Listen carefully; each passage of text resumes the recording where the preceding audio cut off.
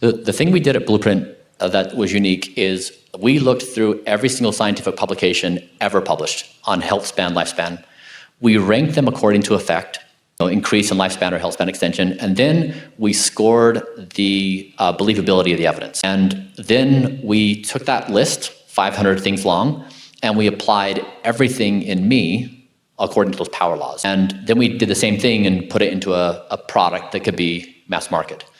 And so on oxalates, we definitely have an answer. If you go down that power list of rankings of the strongest evidence, and you get down to a certain level of oxalates or blank or blank or blank, they're important, but there's basically thousands of these things that pop up along those tier. And this oftentimes is the thing that contributes to paralysis, where if a person wants to do a given thing, they hear someone mention something about blank, and then their entire regimen is just now out the door because they're oh, I'm so worried about oxalates that I can't move forward in life. And they miss the power laws. So yes, we watch oxalates. Yes, methylene blue is something that our team is looking at. Also, we always try to come back to the power laws of where to apply focus and effort. And I've seen this conversation happen so many times in our own internal dialogues where it's so easy to go down a track of something and you lose sight because you can play in this 1,000-point area, but oftentimes there's insufficient evidence to break through the stalemate and everyone's just stuck. So sorry not answering it directly. We try to minimize. We also try to move up the power laws.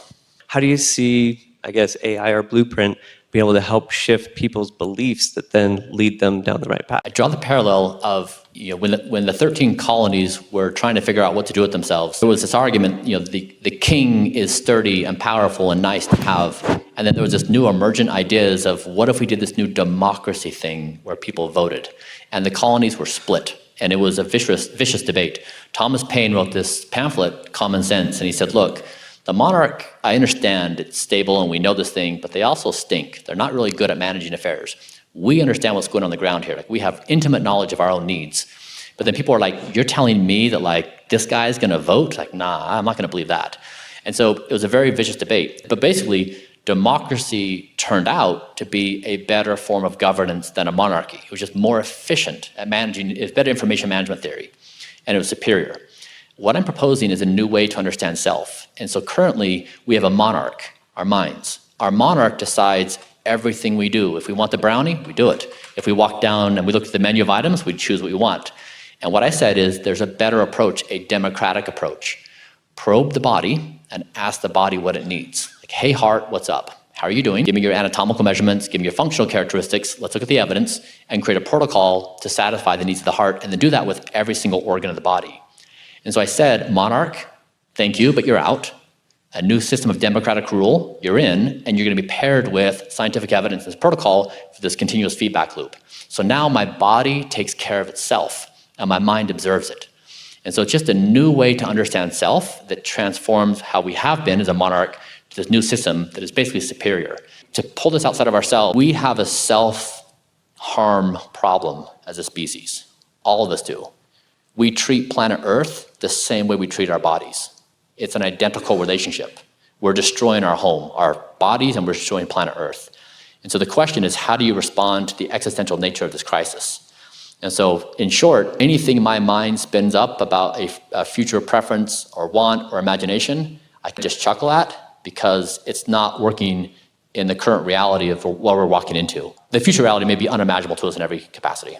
How do you intend to bring this to other cultures and people that don't have the ability financially to maybe follow your protocol exactly? Because I deal with this all the time, where people want this, but they can only afford this. Yeah. We just made Blueprint into a mass market product. We made my diet into a protocol that costs less than $1,000 a month and has over 100 active therapies embedded in the protocol. So basically my exact diet into a price that is cost competitive with fast food. It potentially is lower cost than groceries. And so we're trying to take a power law of perfect nutrition and take it to the masses. Now there's a power law too because there is individualization according to things, but we generally have hit that. So yeah, we're basically trying to take the first step of one of the top 5 power laws, consumable by everybody, replacing McDonald's. And then the second thing we're doing is, I just did my first gene therapy. It ranks number 7 on our list as the most powerful interventions known to science. and therapy costs $25,000. And I'm in discussions with the company to bring this to the masses. Basically, like we now have a community of thousands of people that we could do a group buy, and so we could try to become the Costco of longevity therapies and just roll them out to everyone. Blueprint's interesting because we do have a profit incentive in the business, but we don't. We also make everything free. So we're really trying to break this thing out to dramatically reduce costs and scale this to the masses. Almost like a zeitgeist shift of everyone can have enhancement. But yeah, I'm with you. We're right there. We're trying to scale as fast as possible through the basics and advanced stuff.